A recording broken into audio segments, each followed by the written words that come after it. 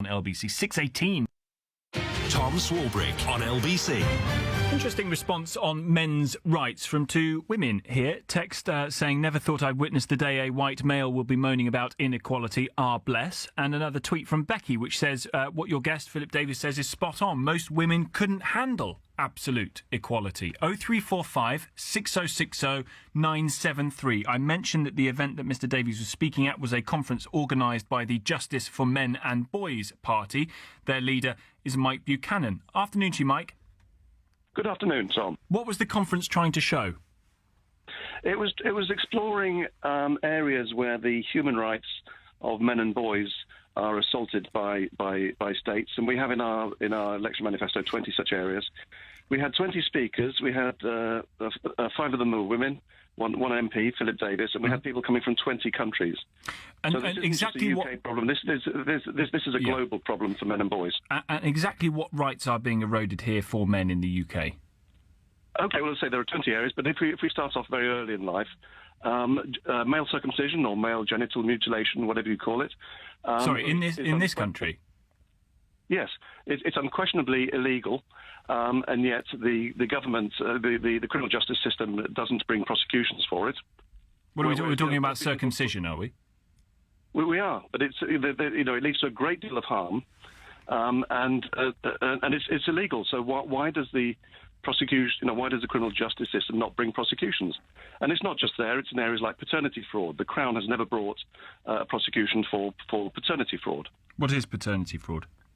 Paternity fraud is well, there's two types, but probably the best known is where a woman leads a man to believe he's a father of children when he's not. So he may have supported a number of children for up to 20 years, and the Crown never brings prosecutions, even when there's clear evidence. And I go back to it. I mean, probably the biggest area that. Do you know? Just out of interest, Mike, is fathers' access to children. So the denial of fathers' access to their children is a huge human rights abuse. Well, so we've got quite a lot of areas. We've got quite a lot of areas, Mike, where there are elements of the criminal justice system that perhaps need to get involved. Paternity fraud is not something I'd necessarily thought about all that much, and I wonder how many cases you are aware of where it has happened. Well, the CSA learns of hundreds of cases every year when fathers demand paternity tests. But when the fathers are when the men are proved not to be the fathers of the children, those women who are by definition criminals are never held to account. Let me ask you about schools, because I think it's written here that you are a party that pushes for a greater number of male teachers in schools because you claim that female teachers habitually award lower grades to boys than to girls. It's not just female teachers, Tom. It's all teachers. It's been known for decades that there's a strong bias among teachers to rank girls' work higher than boys, and it was the whole driving force behind. Aren't girls just better in school than boys? No, generally. No. I need to explain. It's almost 30 years ago that O levels were replaced by GCSEs, and the reason that was done was to allow an element of subjectivity into the marking. So the natural bias of both male and female teachers to favour female pupils, it immediately led to improved grades for girls.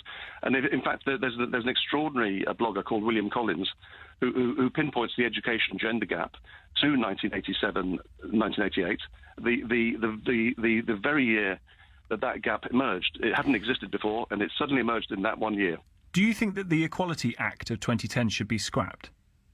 Yes, of course. Well, I mean, certain elements of it.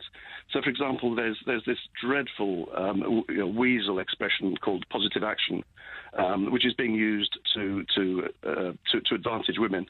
And it means positive discrimination. Everyone knows it does. So we're talking about things like trying to get more women on the boards of big companies. The party manifesto in 2015 said women should stop being appointed as senior company directors. No, it didn't say that. You really mustn't take too much credence of Guardian articles, Tom, to be Well, honest. this is why I've got you on, because I want to put it to you. No. I run the Campaign for Merit in Business and have for the last 4 years.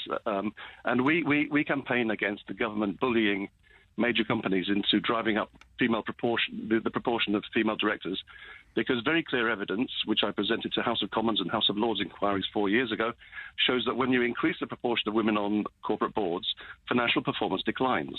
It is really black and white, and nobody has ever challenged our evidence base. So basically, women just aren't as good at being CEOs or on company boards as men?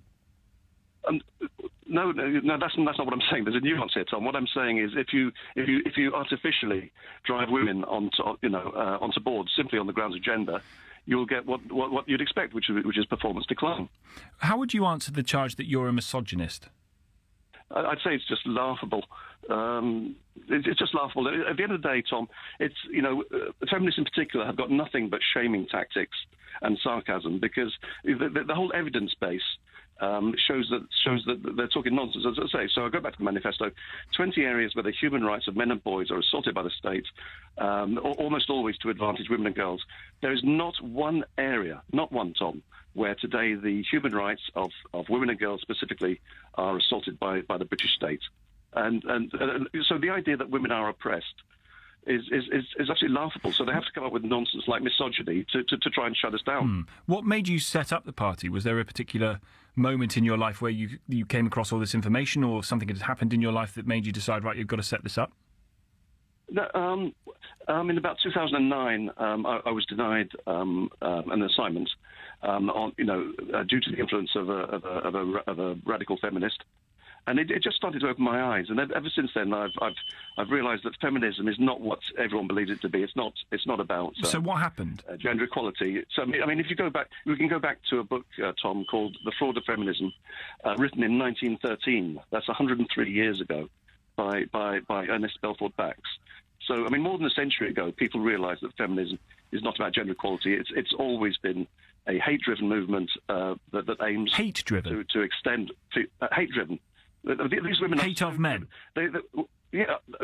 I mean, do you even know what the term is? There's a term for the hatred of men. Yeah. I don't know if you know it, Tom. Well, I don't know. I've not encountered it. Very, very few people have. It's called misandry. And when feminists talk about misogyny, that's a pure projection. They hate men, so they assume that men must hate women. But I go back to the point, Tom. We had 5 women speak at our conference. Do you think these women would really speak at our conference if they thought that that we hated women? It's just nonsense.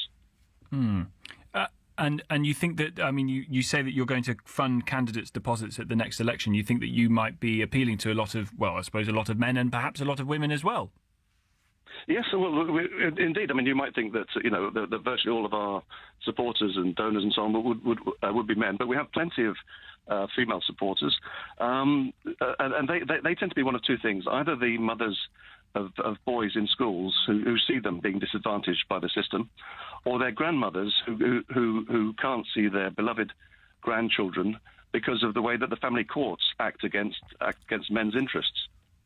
Okay. Mike, great to talk to you. Thank you for your time. Mike Buchanan, leader of the political party Justice for Men and Boys, not a political party that I was aware of until speaking to Mike there. What do you make of the way he has described the issue between feminism and and the rights of a man, the rights of a man to not undergo what he calls male genital mutilation, paternity fraud, fathers' access to children? Is this because the state doesn't hold the rights of a man as highly as it holds the rights of a woman? And as a feminist, you hate men, and that's part of the feminist ideology that you have to have women as supreme, perhaps? 0345 6060 973. Do you think that's a party that could win your vote at the next election? We'll take more of your calls on this in just a moment. You're listening to Tom Swarbrick here on LBC. Let's come back